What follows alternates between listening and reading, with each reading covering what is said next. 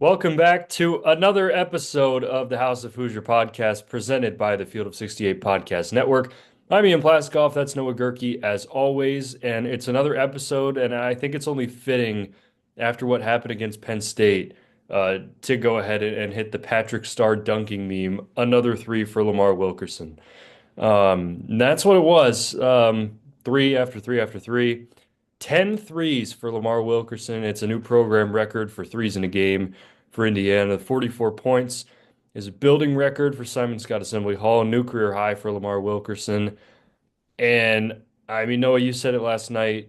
Nobody's beating Indiana last night. No team in the country on that specific night playing like that.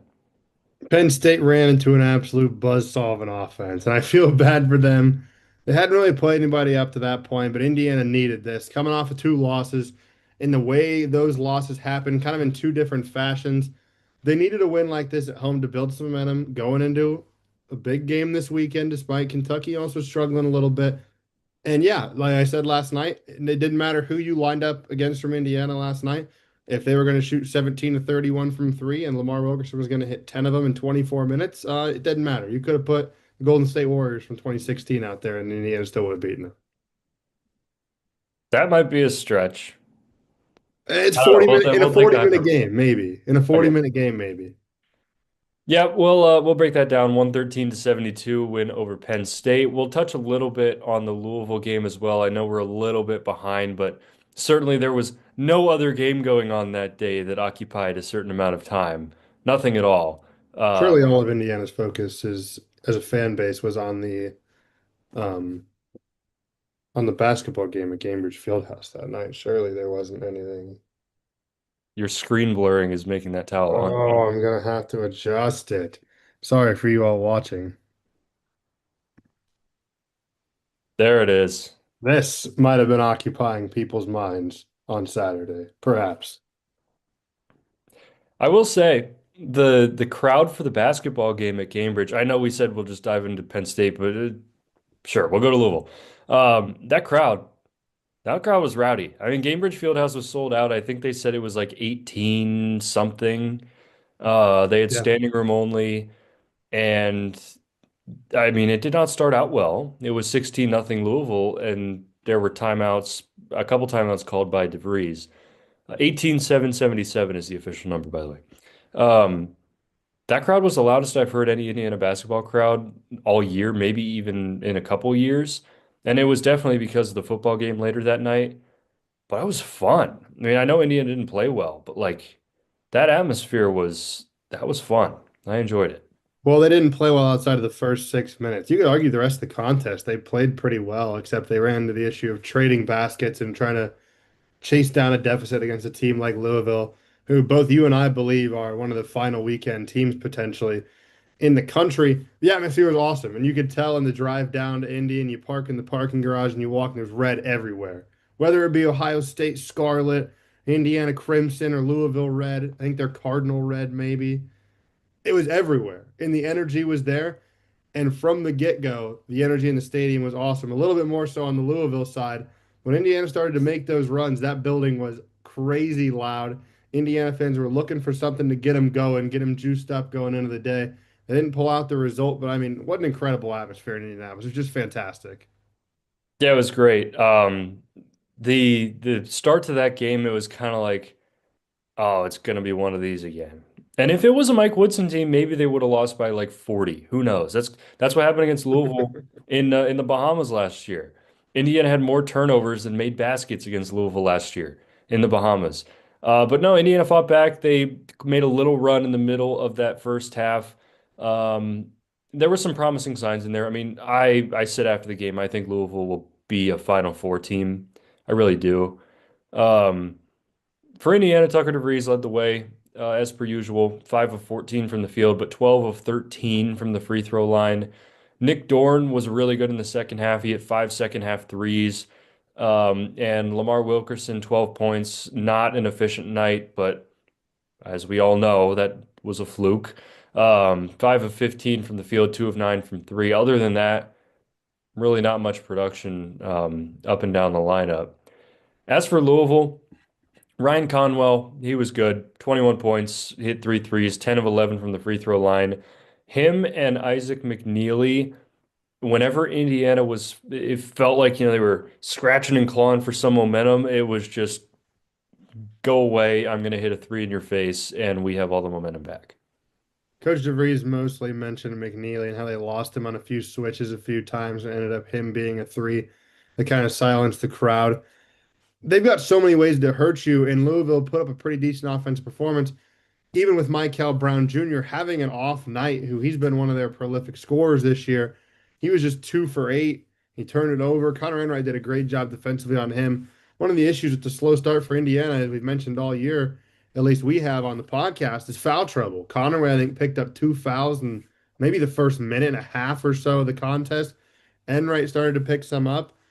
And then it was you're sort of playing from behind and trying to piece things together. Tucker picked up his third, I believe, right towards the end of the first half, and you're trying to play without him on the floor when he was really their only source of offense in the first half.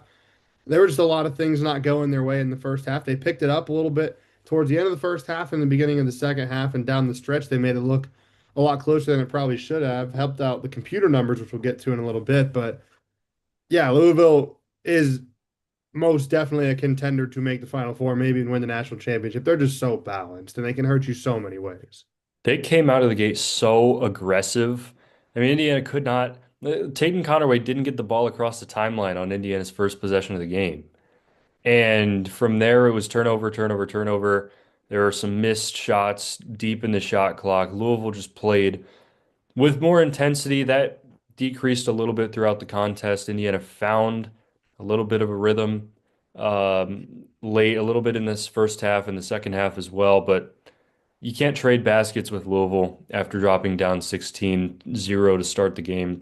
Yeah, Indiana put up 51 second half points and led the second half 51 to 46, but unfortunately only had 27 in the first half and trailed 41-27 there. So there are some promising signs. The numbers will probably like that one a little bit. Definitely a quad one loss. Um, and you learn a lot, and obviously it seemed to work against Penn State. It just felt a lot worse than 9 points because of what happened in the game prior. The loss to Minnesota on the road really made this loss feel a lot worse. If they would have gone on the road and beat Minnesota, you survive at the barn, 1-0 in the conference, and then you jump out to the slow start and you're like, okay, there's a different level of competition. They're up. This is Louisville. They're towards the top of the country. There's a little bit more, I guess, understanding from the fan base, maybe a little bit of, okay, this is a different level of competition. We're jumping up to Louisville a little bit. They got out of the gate slow.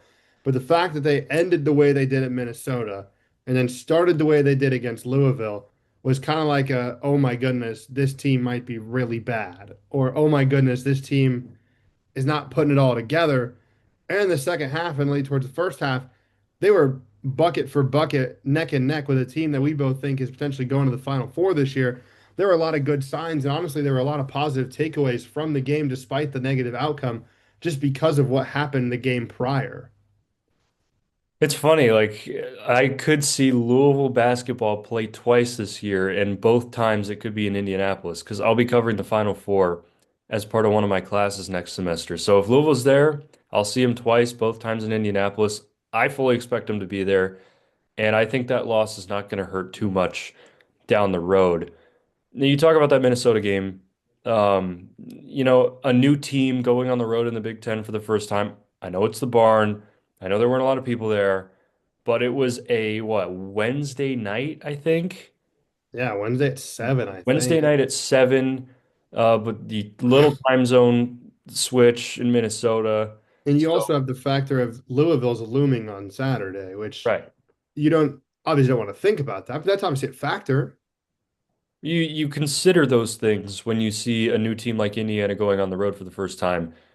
This Penn State team, young, new, on the road for the first time, and it showed on Tuesday night. We're recording this on Wednesday, so last night in Bloomington.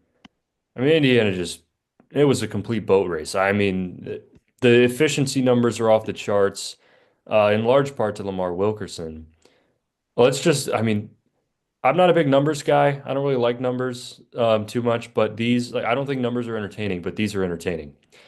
Indiana shot 69% from the field, 42 of 61. They missed 19 shots, 17 of 31 from three, 55% clip, and then 12 of 15 from the free throw line. Indiana missed five shots that were not three pointers. That's unbelievable. That's Is crazy. that good? Is that I good? I think it's pretty good. I think so too. That's just it's one of those nights where especially with this team and the way that this team is set up, that those are the nights they're going to have. They're going to shoot right in front of the rim and they're going to shoot a bunch of three-pointers. And if they have a night where a whole bunch of them are going in, then honestly, they're not going to miss many shots outside the three-point line because they don't take many other than the paint. And when Wilkerson starts hitting the threes and then DeVries knocks down a few, then we saw it open up the game for Reed Bailey. Lamar Wilkerson comes off the screen and both go out to stop the ball handler, and Reed Bailey slips. There's no help side defender. He's wide open for a layup. Or then the help side defender drops. They swing it over to Nick Dorn. Nick Dorn hits a three. A lot of things open up when the team is making 3-point shots. And when you shoot 69% from the field, and was it 55% from three, 17 for 11 or 31? Oh, yeah, good things are going to happen with the rest of the offense, and everything seems to work a lot smoother in the offense. I will say it was Penn State's second road game of the season. Oh, was it? They Oh, played New Haven in West oh Haven, yeah. Connecticut, in that really small gymnasium. I think there was like 1,000 people, maybe.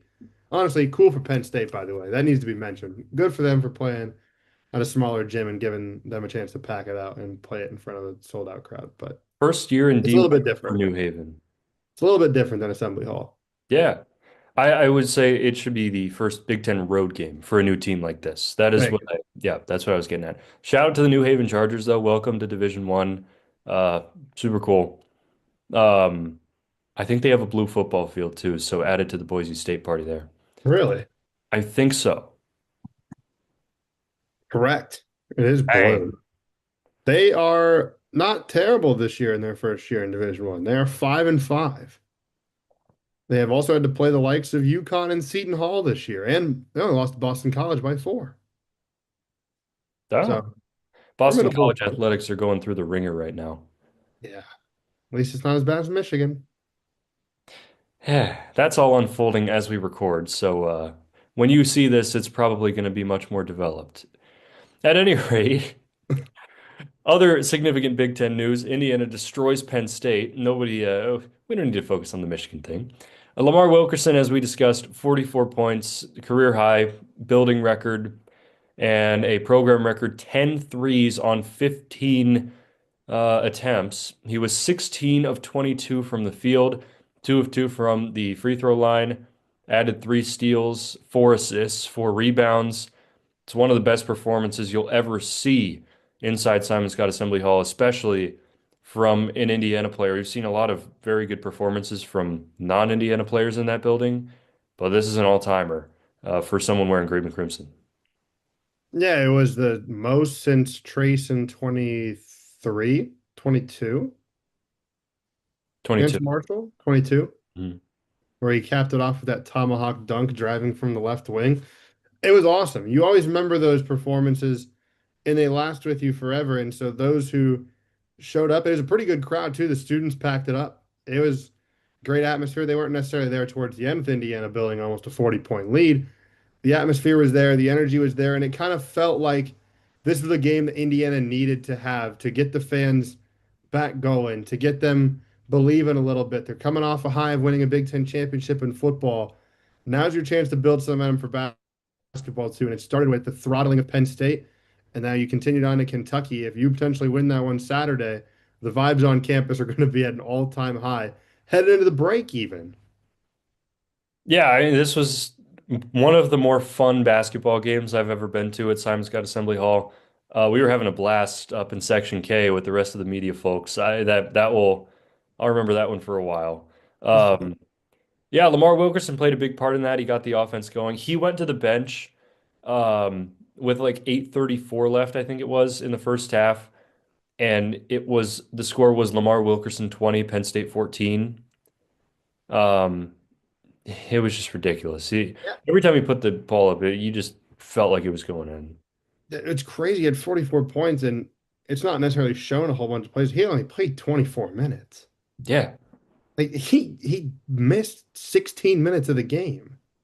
And he wasn't necessarily in foul trouble. He was just out of the game because they were up 40 points and missed Well, a little stretch in the first half because he already hit what, four or five threes in the first half. So they sat him down because they had a big lead and they put him back in for the last second shot attempt right before the end of the first half. But like he only played 24 minutes. He could have scored 50, 55 points. Coach DeVries, or actually Lamar said in his presser that before the game, Coach DeVries told him tonight was the night that you're going to get hot, and it was. And Lamar, somebody asked him, "How would you describe like what does it feel like when this is happening?" And Lamar goes, "Yeah, the rim looked like an ocean, or the hoop looked like an ocean today." That's the best. That's got to be the best feeling in the world. I have not experienced anything like that. The closest I've ever made to that is like making four threes in a pickup game at Bill Garrett Fieldhouse with the sports media dudes. That's the closest I've gotten there, but like 10 threes, 16 makes in 24 minutes, it's got to be like surreal. Especially after the three games he had had prior. And every press conference, Coach DeVries like, we know he's going to break out. We know he's going to have one. And he even said, I think I tell Lamar that every single game or something like that in the press conference. So he's got the utmost confidence in him. And even Reed Bailey in the press conference, like, if Lamar's got to shoot it 15 times, we're confident he's going to hit 13, 14, 15 of them. Like, there's an extreme confidence in this roster, in Lamar Wilkerson, in Tucker DeVries, who had a somewhat off night, but he ended up 50% from the field and 2 for 6 from three. There's an utmost confidence, top to bottom, on this staff in the program that Lamar Wilkerson can shoot the basketball. And if he's open, they want him shooting it. Now, if he's hot, if he's cold, it does not matter. They want him shooting the basketball. And he had one of those nights last night. Yeah, and what it did is it opened things up for everybody else. I mean, the efficiency numbers, that's partly why. Tatum Connerway added 17 points. He was 7 for 9 from the field, 2 of 2 from three. Reed Bailey was 18 on perfect 6 of 6 shooting, 6 of 6 from the line. Nick Dorn was 5 of 7, 2 of 4 from three. Tucker DeVries, 5 of 10, 2 of 6. Dorn had 13, DeVries had 12. Connor Enright didn't score a whole lot, but he had 8 assists. Connerway added 7. Wilkerson had 4. DeVries had 6. Indiana had 30 assists on 42 made baskets. And Penn State did not. They had 6. Indiana had That's 5 times as many assists in that game as Penn State did. I think that's pretty good. that's pretty good. And you mentioned Enright. He's up to 46 assists and 10 turnovers. He's at like a 4.5 assist to turnover ratio this year, which you don't really realize watching the game, but he takes good care of the basketball and he's always finding open guys. And you see all people on social media bash him because he doesn't score, he doesn't shoot the ball a whole lot. He is really valuable to the offense, and especially on the defensive end as well. He did a fantastic job against Michael Brown against Louisville. He did another good job on Caden Mingo for the most part last night. He got 7 of his 19 at the free throw line. He also had 4 fouls. He is a very, very important player to this team, and he's going to be for their success when it comes down to Kentucky, when it comes to Big Ten play, how he controls the pace of the offense, how he inserts himself on the defensive end, and how he basically impacts the game is going to be really telling of how good this Indiana team is. And it's a name you probably hear third or fourth, maybe even fifth on the list of most impactful players for Indiana. I mean, his impact cannot go understated. You can't forget about the Marquette game, the K-State game either. I mean, when you watch Connor Enright, and you may not even be doing so because he's never the focal point. But when you see him, you notice him because he's flying around the court, chasing after loose balls, diving all over the place, talking trash. He's TJ McConnell. He's a pest. Like he doesn't need to score the ball. He just does everything else, and like he's just so annoying to play against, I have to imagine. And that's so important for this team. And also it helps when you don't turn the ball over. And on that note, like Indiana does not turn the ball over much as a team. They had 10 turnovers in this Penn State game.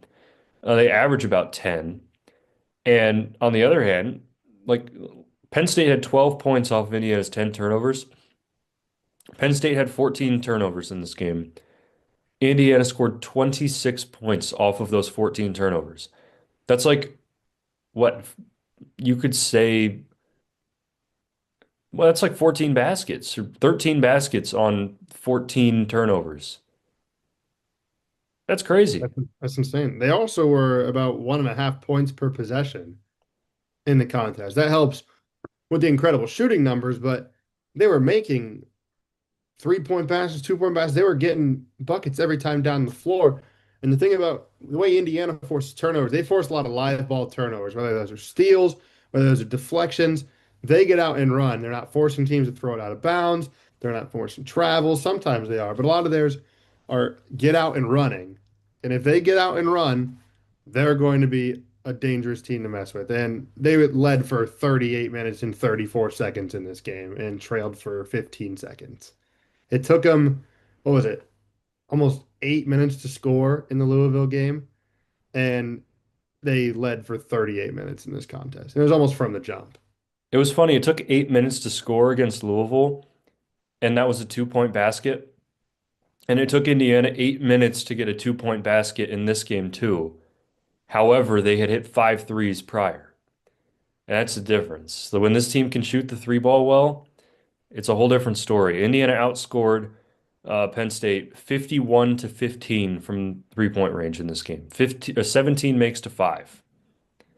And that, I mean, there was more that went with that, but also when you have a player making 10 of his 15 shots from downtown. But when an Indiana team like this, or any team like this for that matter, can make that many threes and hold the opponent to that, like to five on 16 attempts, and Penn State averaged 83 points per game coming into this game. And a lot of their points came in garbage time. I shouldn't say a lot. Some of their points came in garbage time. This could have very well been a 50 something point game. Indiana led by 49 at its highest. But you can't, like, I don't have anything to complain about from this game. Not a single thing. I don't think there was either. There was a joke around in the press room that they would um, pay $3 to have the first question be, you guys get up 72 points defensively. What went wrong defensively? Here's Ken Bykoff with Peegs. He's awesome. He's fantastic. He comes up, he's like, give you $3. That's the first question. Like, we'll do it. Penn State is a top 70 offense in the Ken Palm metrics. They'd had a pretty good start to the season offensively. And for the most part, until towards the end, maybe Indiana's defense wasn't all the way there, but it's because they were up 30 points. Obviously, there's going to be a few things that slip here and there. The walk-ons and Restitch and Dorn played for what, 5 minutes in the contest as well, where a lot of their points came in. So yeah, no complaints. And now your focus obviously turns to Kentucky. They're not having the season that they necessarily hope, but they're still one of the most talented teams in the country. One of the most expensive ones too. Yeah, we'll talk about Kentucky and we'll get there right after we look at rankings here. In Ken Palm, Indiana is currently at 21, one spot after Kentucky, who's ranked at 20 with a 6-4 record. They are the second highest ranked four-loss team in the Ken Palm behind Florida at 15. That's a little interesting. Just for sake of interest, one Michigan's at one, Iowa State's at two, Gonzaga three, Duke four, Arizona five, and Purdue six. Now let's go to the top 10. UConn seven, Vanderbilt eight, interesting. Illinois nine, and BYU 10, my pick to win the Big 12. Um, Am yeah, I not am I not familiar with Vanderbilt basketball? I'm not familiar with Vanderbilt basketball. I can I I, I don't think I am either. Am I missing something? 9-0. They're 15th in the country. They've beaten SMU. They've beaten St. Mary's, who's a pretty good WCC program. They handled almost everybody they've played. Okay. Number two offense in college basketball, according to Ken Palm. An offensive rating. I was not familiar. I Yeah. apologize, Vanderbilt. I did not realize that you were eighth in the Ken Palm. That's on me. Shout out Aaron Neesmith, Darius Garland. Uh, I got nobody else. Yeah, I gotta say, those are the two I got. Everybody else, you're kind of like used to hearing their names, and yeah. Vanderbilt, Vanderbilt's, good for them. They got their football program in order. Basketball's looking good. we're gonna get Diego second place Pavia in the will not win the Heisman vote. Heisman, Yeah, but we're gonna get second runner up in the Heisman. yeah. Here we go. In the net rankings, Indiana is at 31. No, they're at 20. Never mind. They moved up from 31 to 20. Correct. Between Houston and Virginia, let's take a look at where Kentucky is. 34, down from 32. So the Ken Palm is much kinder to the Wildcats than the net. And this game, yeah, you touched on it. Not at all what it was planned out to be in the beginning of the season when Kentucky was, I don't know what their highest ranking was, but Kentucky's no longer ranked.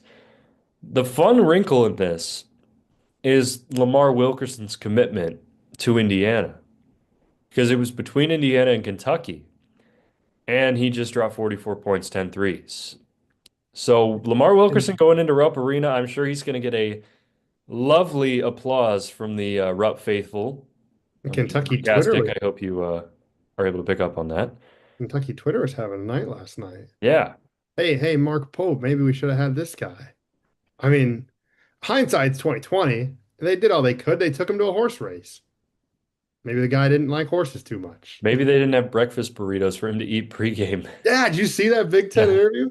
It's funny how everybody related to Indiana University, or at least a student at Indiana University, absolutely knew where he was talking about and what breakfast burrito he was talking about. He didn't even have to say it. He did say gas station, which it's not. It's a convenient mart if it's the one we're thinking of, but The one on like 17th by the 17th stadium. and Dunn, right? Right by the Yeah. stadium. Yeah. Everybody knew. I thought that was awesome. Yeah. I was not really expecting that, but like we haven't really seen much of this team's personality in the pressers. It's pretty straightforward. But that was a little bit. I love seeing guys like Bloom, like Fernando Mendoza this year covering the football team. Watching his personality develop throughout the season has been one of the coolest things ever. And actually, he had his Heisman presser at Assembly Hall like an hour before the game, so we were both at that. Would recommend watching that back. It was, in Fernando Mendoza's words, as it would be, fantastic. That's his favorite word. But yeah, watching these personalities grow, it'll be fun. I'm excited to see how they handle this hostile environment. It's going to be awesome. I can't wait. Um, we'll both be there. We are driving. We're doing it all in one night, and we'll take a look at the Kentucky Wildcats. So they're 6-4. Started out season 2-0 with wins over Nichols and Valpo. Shout out to the Beacons. Then they played Louisville at Louisville and lost 96 to 88 in a close game. Beat Eastern Illinois handily by 46, 99-53. Lost to Michigan State by 17, 83-66. And then two more blowout wins, one by 42, one by 50 over Loyola Maryland and Tennessee Tech. And then two more losses to ranked teams in North Carolina by 3 and Gonzaga by, oh, math is hard, 94 to 59, 35. 35. Thank you. And then a bounce back win over NC Central, 103 to 67. So like you're kind of seeing this team is it's blowing out teams it's supposed to blow out without any question. Their lowest margin of victory on any win this season is 26 points. But when it plays quad one teams, good teams, it's played four ranked teams, Louisville, Michigan State, North Carolina, Gonzaga. Does not go well. 0-4. Yeah, that's basically the story right now. They're 0-4 against quad one teams and 6-0 against quad four teams. The two quad one game or two quad one close games were a lot different than the two quad one blowouts. There was no really in between. They didn't really hang around with Michigan State. Michigan State kind of handled it. Gonzaga jumped on them from the start. I think me and you were looking at the score together and we're like, what happened with Kentucky and how did they not score 60 points in the contest? It was just an absolute runaway. And then they played Louisville close and they played North Carolina close. But right now, it just seems like there's a lot of questions on rotation, a lot of questions on things not meshing, a lot of questions on just kind of everything around the program if they're capable of beating these top tier teams. And you don't want to do the looking forward thing, but they got Indiana, and they got St. John's next week. And then you have a little gap with Bellarmine on December 23rd, and then you're right into SEC play with number 12 Alabama at Alabama. So They like don't have they don't have a lot of time to figure these things out. There's a lot of concern on social media. There's a lot of concern within the actual media, and obviously visible frustration between the players and coaches right now. Just a lot going on with what the expectation Kentucky basketball is supposed to be. There's a lot of unknowns, and they don't have a lot of time to figure it out. They get a chance at a home environment in what I would consider a rivalry game, right? For 100%. the most part. Yeah, At least, yeah, I would say it's a rivalry game. 100%. You get a chance, a rivalry game at home, get your fans back into it and prove that you belong. It'll be a quad one game. Indiana's 20th in the net. So this is a chance for Kentucky to kind of find their footing against a talented ball club. Do you think it's fair to say that this could make or break the rest of Kentucky's season? Maybe not on the floor, but fan base wise, because this game is a long time coming. I think this is the first time they've played since the tournament in 2016, right? Yeah, correct. And this has been on the docket for a couple years. This is the lead up has been there. We all know how the series went, where Mike Woodson didn't want to play, or Calipari didn't want to play at Assembly Hall, so he scheduled the game at Lucas Oil. There it got messy there, but it's happening. 4 game series. This is the first. If they lose to Indiana at home to move to 6-5, that's not going to be pretty in Lexington. Especially because this isn't an Indiana team that's towards the top of the country. And this is an Indiana team that's also a brand new roster, still figuring things out, have shown flashes here and there. This isn't a finished product for Indiana yet either. So it's a lot of both teams trying to figure themselves out. Indiana's going to come on the road and beat Kentucky in Lexington at Rupp Arena. What's got to be a crazy environment. It could make or break their season with their fans, and it might on the floor as well. Obviously, got a lot of opportunity in the SEC with Alabama, Arkansas, Tennessee, apparently Vanderbilt, and just a ton of options. It may not make or break them on the floor, but just the support behind this team and the questions are just going to get even bigger, especially because you turn around and have St. John's the following week. Let's take a look down the roster. 85.5 points per game for Kentucky. 4 players average double figures. Otega Owe leads the group with 14.4. Denzel Aberdeen, 12.4. Mohamed Diabate, 11.6. Colin Chandler, 11.2.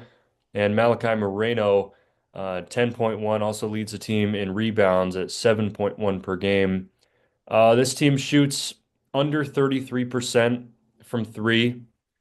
This is a team that really has struggled to shoot the ball this year, and that's a lot of why looking at that Lamar Wilkerson performance made a lot of Kentucky fans mad that he's not on the roster. The splits 48.7 from the field, 76.3 from the free throw line, 32.9 from beyond the arc. I mean, this team, it's had its bright sides. It's fairly new, it's fairly young. Um, but there's a long way to go for this Kentucky team. And for an Indiana team that came off that game against Penn State like that, I think that could benefit the Hoosiers pretty well. You're going to find out a lot in the first 4 to 8 minute segment of the contest. If Indiana comes out flat again, a little bit of concern, but the way that they played last night, the way Kentucky's been playing, even though they get the bounce back win against NC Central, there's still the doubt in your mind against these top teams that they've played. And you look at the stats and you see it's inconsistent. And that's kind of what the story of Kentucky basketball's been this year is inconsistency, especially in those big time games. And that's where a lot of the questions lie is where is the consistency going to come from? Who's going to step up?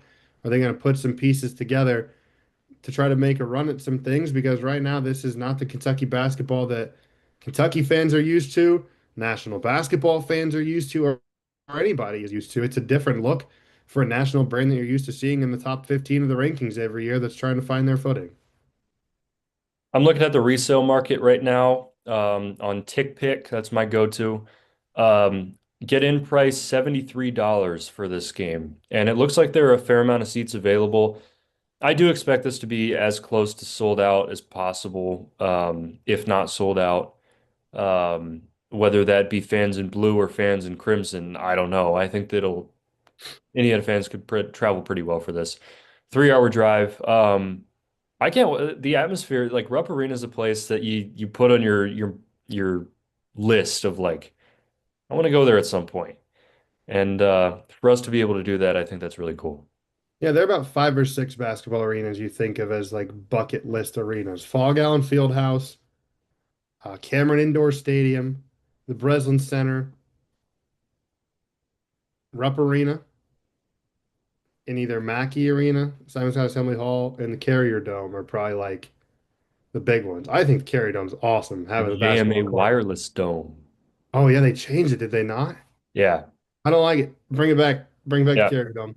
I think it's I was awesome having a basketball court in half the football field in the entire place being that's awesome. That's on my bucket list is the Carrier Dome. That's awesome. I have been on the outside of it looking through a window because they were doing the renovations on the inside. This is when I went on my visit to Syracuse a couple years ago. It is really bizarre. Like, it's weird. There's no windows on the outside of the entire building. It's just like concrete slabs straight up, and then you have the bubble on top with like the roller coaster looking thing that goes around the rim. No, it's cool. It's huge. And I'm sure Syracuse basketball is making a lot more people happy in there than what Syracuse football did this year, because that was ugly. Yeah, I would agree with that list. I think I would go Mackey and Assembly Hall for sure. Cameron Indoor, Fog Allen, and Rupp. I think the like all the blue bloods for sure. I Yeah, would add I forgot Carolina. I would add Carolina. Um, the Breslin for sure. Um, I think you have to include the Palestra. Ooh, okay. I almost went last year, but I didn't when Indiana played Penn State there. Um, oh, there are some classic ones that I'm missing. I think the Hilton Coliseum would be awesome. I think Hinkle Fieldhouse is cool. It's not like Oh, one of Hinkle, those. duh. Yeah. It's not one of those. Is it a bucket list? I think it I is think for for like some people it is. a diehard basketball fan. I love Hinkle Fieldhouse. I think it's awesome. Great place to Yeah. watch the game. It feels like you're time traveling back like It is 80 odd. years. It's I like awesome. the windows are opposite from the court. Like that's sweet. Hinkle's awesome. But as we mentioned, getting back on topic, Rupp Arena is one of those places that you look for as a basketball fan of going someday. And the two of us are going to have the opportunity to do so. We're going to do it all in one night, and it's going to be an incredible atmosphere of updates throughout the game. I mean, it's just going to be, we're going to have to take a moment when we get there to soak it all in before the game and before everybody gets there. And then once the game starts, it's going to be two different atmospheres, and it's going to be awesome. And the quiet arena after the game too. It's always so peaceful. There's a whole lot of like Indiana sports, like all of you listening, make sure to take this all in. If you're a fan of both basketball and football and women's basketball and volleyball and soccer, whatever Indiana has, everything has been like, is this really happening right now? Like the Big Ten championship game and the Louisville game on December 6th, that's a day that I will remember for a long time. And then this weekend, like that was that weekend. 7 days later, Rupp Arena. And then 2 week or 3 weeks from that, I'm covering the Rose Bowl. So like Indiana sports, man, it's just what a pleasure it is to be student media during this time. Volleyball's two wins away from going to the Final Four. Correct. They're two wins away from going to Kansas City. What a scene that would be. I think they've got Texas on Friday. Top seed Texas. They one seed. Yep. Yeah, that'll be awesome. They've had a great season. Men's soccer was number one at one point this year. They maybe didn't have the finish that most people were expecting. They had a pretty solid year. Women's basketball team, they've had a pretty good start to the year as well. I mean, it is, we've said it time and time again. Right now, this is one of the best times to be an IU athletics fan, and it might get even better if Indiana can beat Kentucky because that's one of those games that circle on your calendars the team you'd like to beat every time you see them. 7:30 p.m. at Rupp Arena in Lexington, Kentucky on December 13th. The game will be on ESPN.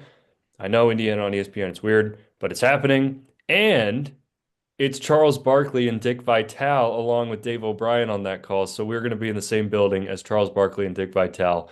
That's another cool thing. And if I find them or come across them at some point, I will probably be asking for a picture. I feel like you have to. Yeah. I feel like we have to. If we run into Dick Vitale and Charles Barkley, that has to be a picture. Those are two basketball legends. Not sure how the call is going to be. It's going to be an interesting dynamic. I think it'll be a good. O'Brien's a pro. He's awesome. Yeah. And Vitale's one of the best college basketball personalities, and so is Charles Barkley in general with basketball. It's going to be an awesome call, an awesome environment, and if we run into them, we might have to snag a picture with them because that's going to be an awesome experience.